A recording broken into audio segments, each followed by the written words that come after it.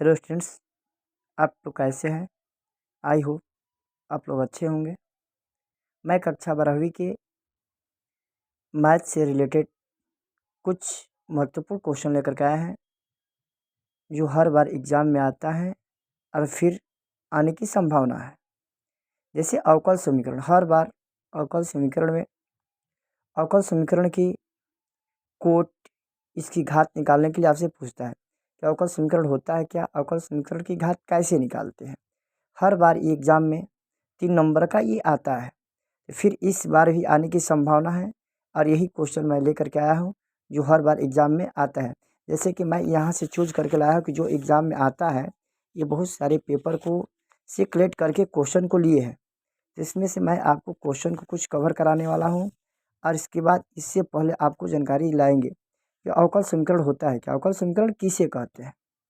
तो अवकल समीकरण तो एक ऐसा समीकरण जिसमें स्वतंत्र चर के सापेक्ष आश्रित चर के अवकलज सम्मिलित हो, अवकल समीकरण कहलाता है। अब अवकल समीकरण हो गया, अब इसमें होता है सामान्य अवकल समीकरण। तो सामान्य अवकल समीकरण क्या होता है? एक ऐसा अवकल समीकरण जिसमें केवल एक स्वतंत्र चर के सापेक्ष आश्रित चर के अवकलज सम्मिलित हो, सामान्य अवकल समीकरण कहलाता है। जैसे यहाँ पर एग्जाम्पल दिया हुआ है 2 into d square y upon d x square plus d y by d x का whole cube equal to 0, d cube y upon d x cube plus d square y plus d y by d x, यानी ये सब जो समीकरण दिया गया है इस सामान्य अवकल समीकरण है। क्योंकि हमारी जो सिलेबस क्लास 12 में है वो केवल सामान्य अवकल समीकरण के बारे में ही अध्ययन करना होता है और इससे ही आपको क्वेश्चन पूछता है सामान्य अवकल समीकरण। अब इसमें और भी होता है। अब अवकल समीकरण की कोटि क्या होती है? Order of A differential equation. अवकल समीकरण की कोट क्या होती है, तो पहले इसके बारे में देखेंगे। किसी अवकल समीकरण की कोट उस अवकल समीकरण में सम्मिलित स्वतंत्र चर के सापेक्ष आश्रित चर के उच्चतम कोटि को अवकल समीकरण की कोटि कहते हैं। उच्चतम कोटि को क्या कहते हैं? उच्चतम कोटि को अवकल समीकरण की कोटि कहते हैं। जैसे एग्जाम्पल यहाँ पर दिया है डी स्क्वायर वाई ई upon d x square plus d y by d x equal to 0।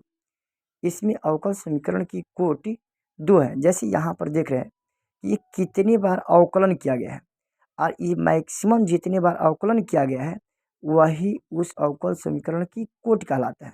जैसे यहाँ पर देख रहे हैं d square y upon d x square plus d y by d x equal to 0। इसमें मैक्सिमम 2 बार अवकलन किया गया है, इसलिए इस अवकल समीकरण की कोटि क्या होगा? इस अवकल समीकरण की कोटि 2 होगा।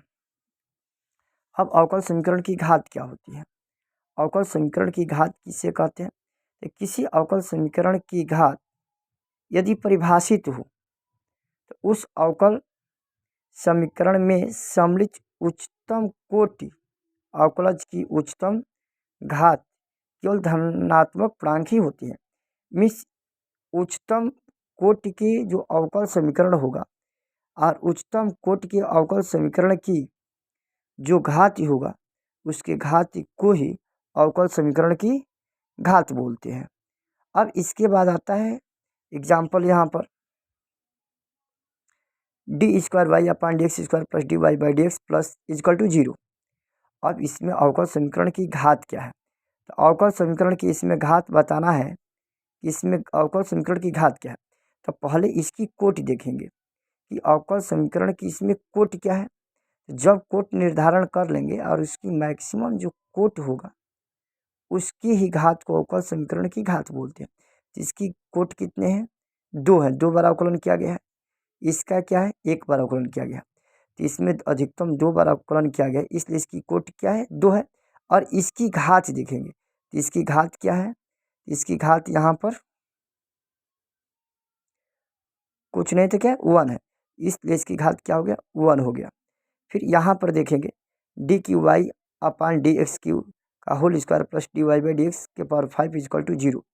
अब इसमें अवकल समीकरण मैक्सिमम 3 बार ही इसका अवकलन किया गया है, इसलिए इसका जो कोटि है 3 है।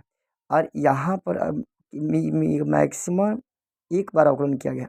तो किसी अवकल समीकरण में उच्चतम कोटि को ही अवकल समीकरण की क्या कहते हैं, कोटि कहते हैं, और उसकी घात को अवकल समीकरण घात। ये 3 बार अवकलन किया गया है, तो इसका घात क्या है, पर 2। इसकी जो घात होगा यहाँ पर,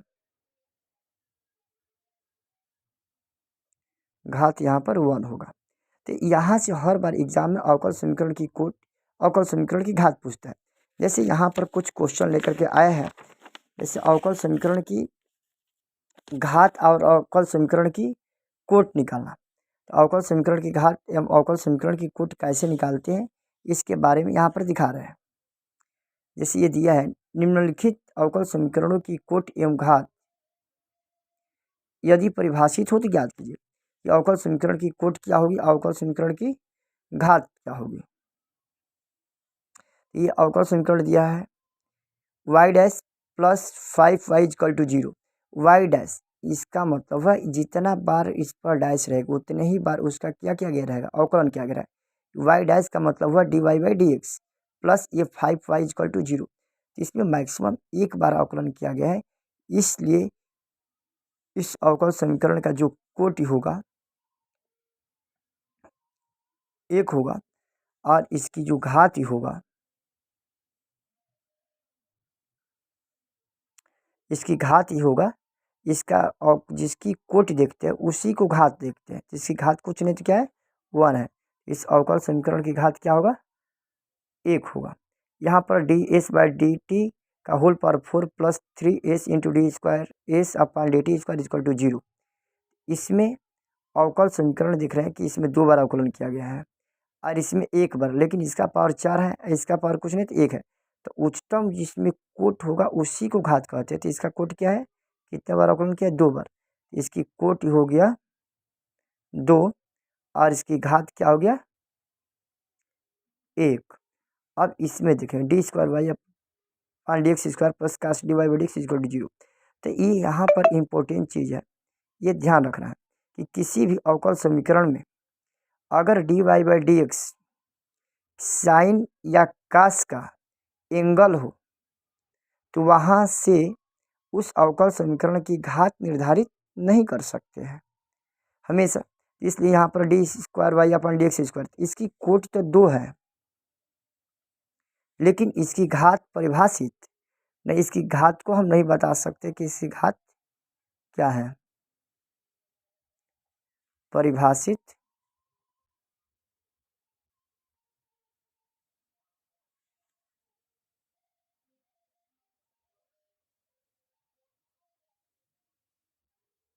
नहीं है।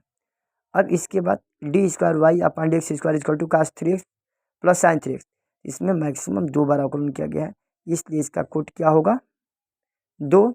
और इसी की घात कुछ नहीं तो क्या है, 1। इसका घात क्या होगा, 1। अब इसमें देख रहे d cube y upon d x cube का whole square plus d square y upon d x square का whole cube plus d y by d x का होल पर 5 इक्वल टू 0। अब इसमें देख रहे हैं कि ये 3 बार अवकलन किया गया है, ये 2 बार, ये 1 बार, तो मैक्सिमम 3 बार अवकलन किया गया, इसलिए इस अवकल समीकरण की कोट क्या होगा, 3 होगा। और इसकी घात क्या होगा, घात इसकी 2 होगा। अब इसमें देखो ये 4 बार अवकलन किया गया है, तो यहाँ से इसकी कोट तो 4 होगा, कोट इसकी 4 होगा, बट यहाँ पर d y d cube y upon d x cube होगा, वाई के 3 डैश है, इसका मतलब हुआ कि d cube y upon d x cube. तो ये साइन का क्या है, गुणांक है ना, ये साइन का एंगल है, इसलिए इसका क्या होगा, घात परिभाषित नहीं होगा, घात परिभाषित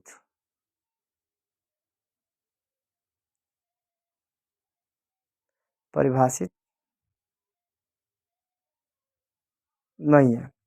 अब इसमें d square y upon x square plus y equal to 0, तो इसमें मैक्सिमम कितने बार आकलन किया गया है, 2 बार, इसलिए इसकी कोट क्या होगा, 2। और इसकी घात कुछ नहीं तो क्या है, 1 है, इसकी घात हो गया 1। इसमें देख रहा है कि d square y upon d x square का होल क्यू अब plus d y by d x का whole square plus sine into d y by d x plus 1 equal to 0। यहाँ पर इसकी कोटि तो होगा कितना 2, मैक्सिमम 2 बार अवकलन किया गया तो इसकी कोटि 2 होगा, लेकिन घात यहाँ पर dy बाई dx ये साइन के एंगल है ना, इसलिए घात परिभाषित